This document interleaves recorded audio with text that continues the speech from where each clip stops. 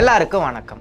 சினிமாவை கத்துக்கணும்னு நினைக்கிற எல்லாருக்குமே நாங்க எங்களுக்கு தெரிஞ்ச சினிமாவை கத்துக் கொடுக்கணும்னு நினைக்கிறோம். அதுக்காக தான் நாங்க இந்த டார்க் ஸ்கிரீன் சினிமேனியன் சீரீஸ் ஆரம்பிச்சிருக்கோம். டார்க் ஸ்கிரீன் சினிமேனியன் அப்படின்னா என்னன்னு ஆல்ரெடி ஒரு வீடியோல எக்ஸ்பிளைன் பண்ணியிருக்கோம். பார்க்காதவங்க பார்த்துட்டு வாங்க, லிங்க் டிஸ்கிரிப்ஷன்லயும் இங்கேயும் இருக்கு. உங்களுக்கு சுருக்கமா சொல்லணும்னா டார்க் ஸ்கிரீன் சினிமேனியன் அப்படின்னா பிகைண்ட் தி சினிமால நடக்கிற எல்லா விஷயத்தை பத்தியும் கிளியரா எக்ஸ்பிளைன் பண்ற சீரியஸ் தான் இந்த டார்க் ஸ்கிரீன் சினிமேனியன். இந்த சீரியஸ்ல ஃபர்ஸ்ட் எபிசோடா நாங்க லாஸ்ட் மந்த் ரிலீஸ் பண்ண முட்டை ஷார்ட் ஃபிலிமோட planning of shoot, scene by scene explanation, என்ன எக்யூப்மெண்ட் யூஸ் பண்ணோம், எவ்வளவு பட்ஜெட் ஆச்சு, இது எல்லாத்த பத்தியும் இந்த வீடியோல பார்க்க போறோம். அதுக்கு முன்னால முட்டை ஷார்ட் ஃபிலிம் பார்க்காதவங்க பார்த்துட்டு வாங்க. ஏன்னா ஆல்ரெடி படம் பார்த்த சில பேர் எனக்கு படம் புரியவே இல்லை, டைரக்டர் என்ன சொல்ல வராரு, எதுக்கு மரத்துல ஆணி அடிக்கிறான் அப்படின்னு கேள்வி மேல கேள்வி கேட்டு இருக்காங்க, படம் புரியவே இல்லைன்னு. முட்டை ஷார்ட் ஃபிலிமோட லிங்க் டிஸ்கிரிப்ஷன்லயும் இங்கேயும் இருக்கு, பார்க்காதவங்க பார்த்துட்டு வாங்க. இல்லைன்னா இந்த வீடியோவை ஃபுல்லா பார்த்துட்டோம் அந்த ஷார்ட் ஃபிலிமை போய் பாருங்க.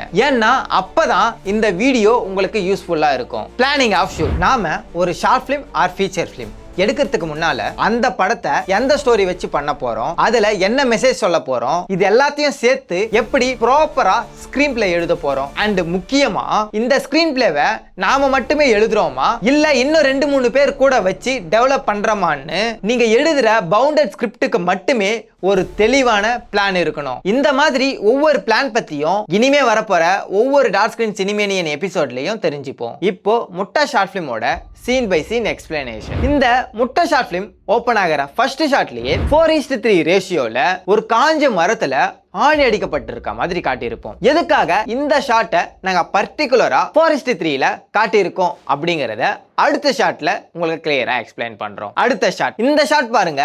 இந்த ஷாட் 2:35 ரேஷியோல இருக்கு. ஃபர்ஸ்ட் ஷாட் 4:3 ரேஷியோலயும் இந்த ஷாட் 2:35 ரேஷியோலயும் இருக்க காரணமான மீனிங் என்னன்னா 4:3ல வர்ற எல்லா ஷாட்டுமே நடந்து முடிஞ்சது, 2:35 ரேஷியோல வர்ற எல்லா ஷாட்டுமே நடக்கிறது, நடக்க போறது அப்படிங்கறத நாங்க இந்த ஓப்பனிங் 2 ஷாட்லயே மீன் பண்றோம். இப்போ உங்களுக்கு ஒரு விஷயம் கிளியரா புரியணும். 4:3ல வர்ற எல்லா ஷாட்டுமே நடந்து முடிஞ்சது, 2:35 ரேஷியோல வர்ற எல்லா ஷாட்டுமே நடக்கிறது அண்ட் நடக்க போறது அப்படிங்கறத நீங்க புரிஞ்சுக்கணும். சோ இதுக்கு அடுத்த ஷாட் மரத்துல ஆணி அடிக்கிற ஷாட், அதுக்கு அடுத்த ஷாட் ஷோல்டர் ஷாட், அதுக்கு அடுத்த ஷாட் ஆணி அடிக்கிற ஷாட், அதுக்கு அடுத்த ஷாட் முட்டை ஷாட் அப்படின்னு சொல்லிட்டு 4:3 ரேஷியோ 2:35 ரேஷியோன்னு பாஸ்ட் பிரசன்ட் பாஸ்ட் பிரசன்ட் அப்படிங்கறத ஸ்கிரீன் பிளேலயே நாங்க ஆடியன்ஸுக்கு கதை சொல்ல ட்ரை பண்ணிருக்கோம். இதுக்கு அடுத்து வர்ற இந்த வைட் ஆங்கிள் ஷாட், இந்த வைட் ஆங்கிள் ஷாட் நாங்க எதுக்காக வச்சிருக்கோம் அப்படின்னா இது எங்க நடக்குது அப்படிங்கறத படம் பார்க்கறவங்களுக்கு காட்ட வச்ச ஷாட் தான் இந்த வைட் ஆங்கிள் ஷாட். இந்த ஷாட்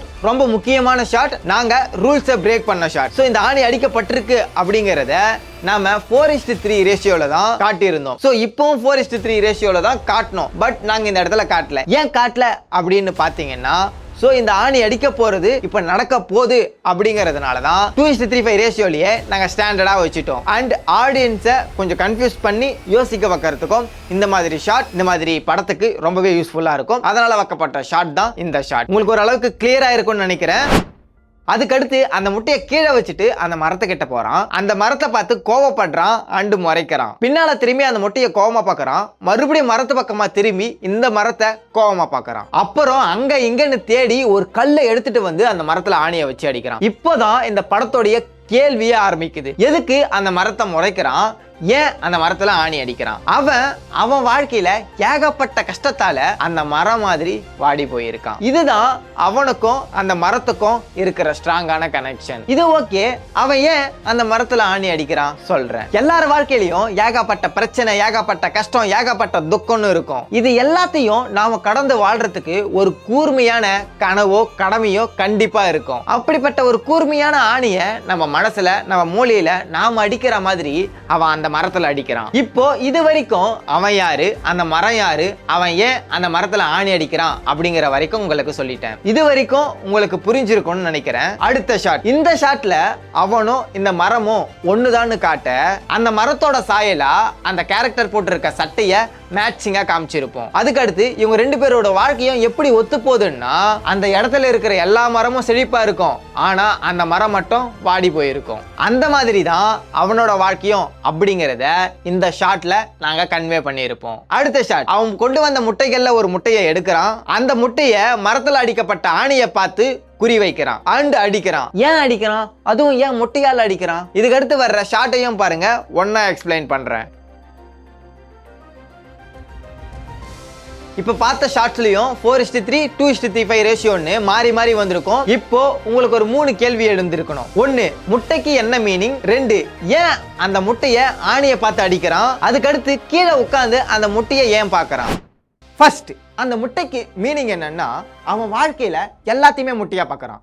எல்லாத்தையுமே என்ன, அதாவது கஷ்டம், துக்கம், தோல்வின்னு அவனை கஷ்டப்படுத்துற எல்லாத்தையுமே அவன் முட்டையா பார்க்கறான். இதுதான் இந்த முட்டைக்கான மீனிங். அதுக்கடுத்து ஏன் அந்த ஆணியை பார்த்து முட்டையை அடிக்கிறான்னா, அந்த முட்டையால அதாவது அவனுக்கு வந்த கஷ்டம், துக்கம், தோல்வி, துரோகம்னு எவ்வளோ வலியும் வேதனையும் அதால அவனுக்கு வந்திருக்குமோ, அதே அளவுக்கு என்ன பண்ணணும், என்ன பண்ணக்கூடாது, யாரை நம்பணும், யாரை நம்ப கூடாதுன்னு ஒரு நல்ல அனுபவமும் வந்திருக்கும். இங்க அவனுக்கு முட்டை என்பது கஷ்டம், துக்கம், தோல்வி, துரோகம்னு ஆல்ரெடி சொல்லிட்டேன். சோ இதுல இருந்து கிடைச்ச அனுபவத்தை வச்சு அவன் மறுபடியும் போராடுறான், அவன் குறிக்கோளுக்காக, அவன் கடமைக்காக. இங்க குறிக்கோள், கடமை என்பது நம்ம மனசுல நாம் அடிச்ச ஆணி மாதிரி அவன் அந்த மரத்துல அடிச்ச ஆணி. இதுக்காக தான் அவன் அந்த ஆணிய அந்த முட்டையால குறி வைக்கிறான் அண்ட் அடிக்கிறான். இதுக்கு அடுத்து அந்த முட்டை அந்த ஆணி மேல படுமான்னு பாத்தீங்கன்னா படாது, மிஸ் ஆயிடும். இதேதான் அவன் லைஃப்லயும் நடக்கும். அதுக்கடுத்து மறுபடியும் ட்ரை பண்ணுவான், மறுபடியும் மிஸ் தான் ஆகும். இப்படி எல்லாத்துலயுமே முயற்சி பண்ணி வெறும் முட்டையை மட்டுமே வாங்குற ஒரு முட்டையின் கதை தான் இது. இதுக்கடுத்து அவன் ஏன் உட்கார்ந்து அந்த முட்டையை பார்க்கறான், அதுக்கடுத்து கிளைமேக்ஸ்ல என்ன நடக்கும்னு உங்களால கண்டுபிடிக்க முடியும்னு நான் நம்புறேன். கண்டுபிடிங்க, கண்டிப்பா உங்களால கிளைமேக்ஸை யூகிக்க முடியும். இதுதான் இந்த முட்டை ஷார்ட் ஃபிலிமோட 80% எக்ஸ்பிளனேஷன். இப்போ இந்த முட்டை ஷார்ட் ஃபிலிமோட பட்ஜெட். ஃபர்ஸ்ட், இந்த முட்டை ஷார்ட் ஃபிலிமுக்கு யூஸ் பண்ண எக்யூப்மெண்ட்ஸ் அண்ட் இதோட செலவு. இந்த ஷார்ட் ஃபிலிம் நாங்க ஒரு கேமரா, ஒரு லென்ஸ் அண்ட் ஒரு கிம்பலை வச்சு எடுத்தோம். அதுக்கடுத்து கேமரா ரிலேட்டடான ஒரு சில ஆக்சசரிஸும் யூஸ் பண்ணோம். அது என்னன்னா, இந்த லிஸ்ட்டை ஃபுல்லா பாருங்க. இதுல என்ன கேமரா யூஸ் பண்ணோம், என்ன லென்ஸ் யூஸ் பண்ணோம், என்னென்னலாம் யூஸ் பண்ணோம் அப்படிங்கறத, பெர் டேக்கு எவ்வளவு ரெண்ட் அப்படிங்கறதையும் மென்ஷன் பண்ணிருக்கோம். இதுக்கான டோட்டல் செலவு இவ்வளவு. இதுக்கு அடுத்து ஆர்டிஸ்ட், ஃபுட், டிராவல், எக்குன்னு எவ்வளவு செலவாச்சு. அண்ட் லாஸ்டா போஸ்ட் ப்ரொடக்ஷனுக்கு எடிட்டிங், டிஏ, எஸ்எஃப்எக்ஸ், மிக்சிங், மியூசிக்னு எவ்வளவு செலவாச்சு. அண்ட் இப்போ எல்லாத்தையுமே டோட்டல் பண்ணா இந்த பட்ஜெட். பட் நாங்க எவ்வளவு செலவு பண்ணல. நாங்க எவ்வளவு செலவு பண்ணோம்னா, எக்யூப்மெண்ட்லாம் எங்க டீம் கிட்ட இருக்கிறதுனால எக்யூப்மெண்ட்டுக்கும் நாங்க செலவு பண்ணல, போஸ்ட் ப்ரொடக்ஷனும் நாங்க பண்றதால போஸ்ட் ப்ரொடக்ஷனுக்கும் நாங்க செலவு பண்ணல. சோ இந்த முட்டை ஷார்ட் ஃபிலிமுக்காக நாங்க செலவு பண்ணதெல்லாம் artist, food, travel, egg and அந்த ஆணிக்காக மட்டும்தான். டோட்டலா நாங்க இந்த முட்டை ஷார்ட் ஃபிலிமுக்கு எவ்வளவுதான் செலவு பண்ணோம். இதுதான் இந்த முட்டை ஷார்ட் ஃபிலிமோட ஒரு டோட்டல் பட்ஜெட். இந்த முட்டை ஷார்ட் ஃபிலிமோட எக்ஸ்பிளனேஷனும் அண்ட் பட்ஜெட்டும் உங்களுக்கு யூஸ்ஃபுல்லா இருந்திருக்கும் நான் நினைக்கிறேன். இந்த டார்க் ஸ்கிரீன் சினிமேனியன் சீரிஸை நாங்க பண்றதுக்கு காரணம் என்னன்னா, ஏதோ ஒரு சினிமாவை எடுக்கிறத தாண்டி, கமர்ஷியல் சினிமாவை தாண்டி எங்களுக்கு பிடிச்ச ஆர்ட் சினிமாவை உங்களுக்கும் பழக்கப்படுத்த நினைக்கிறோம். எங்க ஷார்ட் பிலிம்ல இருந்து ஃபீச்சர் பிலிம் வரைக்கும்.